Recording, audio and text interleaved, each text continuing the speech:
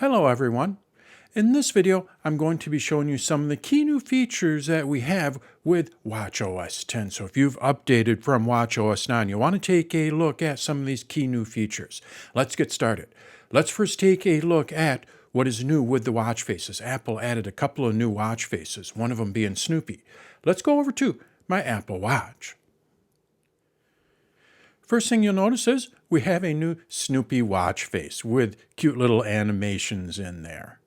Let's go ahead and see another animation. I'm going to act like I'm going to edit it, and then I just tap on it, and now we're going to see another animation. So we have a number of different animations with this Snoopy watch face.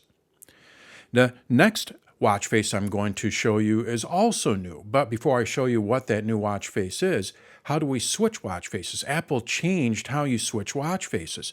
In the past, what you used to do is just swipe back and forth between our watch faces. Well, you can no longer do that. So now what do you do?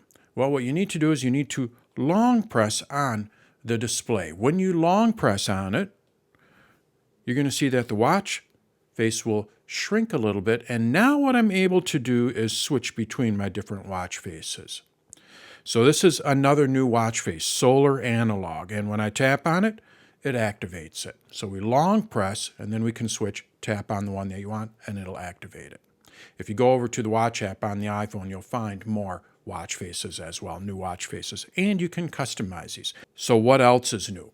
Well, we have a new grid view when we're looking at all of our apps. Now, I am a fan of the list view, but I have recently switched over to the grid view, and you're going to see why.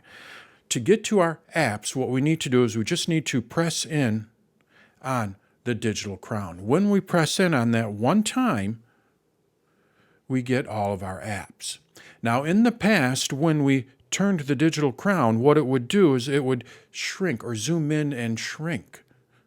Now, when you scroll that up and down, it just scrolls through the different apps. So we're no longer zooming in on those apps. I like this a lot better. Sometimes those icons got so small it was pretty much useless. Now I can just scroll to view all of my apps. Now, why do I like this view better than the list view? I loved the list view. I like everything in alphabetical order. It's very predictable. Why would I switch over to this grid view? Because what you can do is you can arrange these apps and put your favorite apps. This is what I would suggest. Put your favorite app up towards the top. When you do that, all you have to do to get to one of your apps, when you're looking at a watch face here, all you have to do is just press in on the digital crown, and then you can get to your favorite apps. It doesn't matter where they are in the list view. They're always going to be at the top because you moved them up towards the top. To do that, to rearrange these, all you have to do is just tap and hold on any one of them. We get our little jiggly mode. We're all familiar with that. And then from here, we can drag them around. So you want to drag your favorite apps like the timer or anything like that that you use quite a bit, drag it up towards the top so you have easy access. How do we switch between our different apps? Apple also changed that. To do that, what we need to do is we need to scroll all the way up, and then when we get to the bottom here, you're going to see that we just have a blank space down here. But if I just swipe up one more time, now I get 3 lines.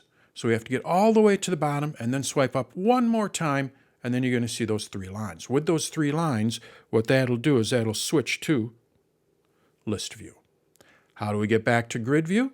Again, we just go all the way up. So I'm just turning that digital crown, and you're going to see we have grid view. So now I just tap on this, and it switches me back.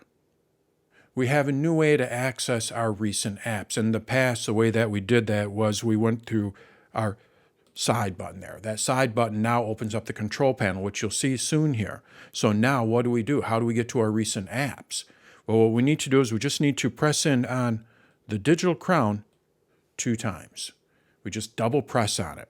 When we do that, we see our recent apps. So we can just scroll through here and tap on any one of them to open it up.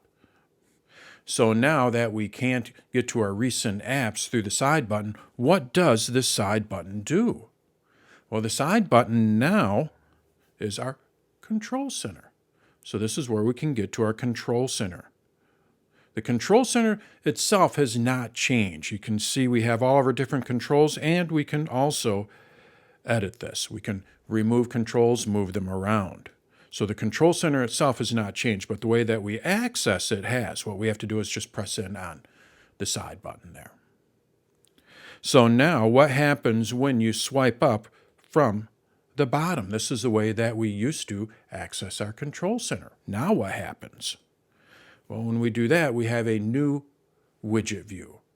So these widgets are just like what we see on our iPad, our iPhone, and even now on our Mac. Each app developer can add widgets, and you're going to see that we have different widgets here. Most of these are from Apple right now because this is new to the Apple Watch, but I'm going to expect that we're going to see more from app developers here. These widgets are what they call smart widgets, which means they will change depending on what you are doing, the time of day, and your location. So in the morning, you might see the weather. If you go out for a walk on a regular basis, you'll see workout here when you go out for a walk. The Apple Watch learns what you do. It's a smart widget. Now, in addition to this changing on its own, we can also manage these widgets and even add widgets. To do that, what we do is we just tap and hold on any one of them. So I just long press on it there. And what you're going to see is a giant plus here. When I tap on the giant plus, I'm going to be able to add widgets, just like we do on the iPhone or the iPad or even our Mac again. And then also what I'm able to do is remove a widget, and I can pin a widget, so it's always up towards the top. So that is what's new with WatchOS 10 when you're coming from WatchOS 9, or the key major features that we have with WatchOS 10 when you're coming from WatchOS 9.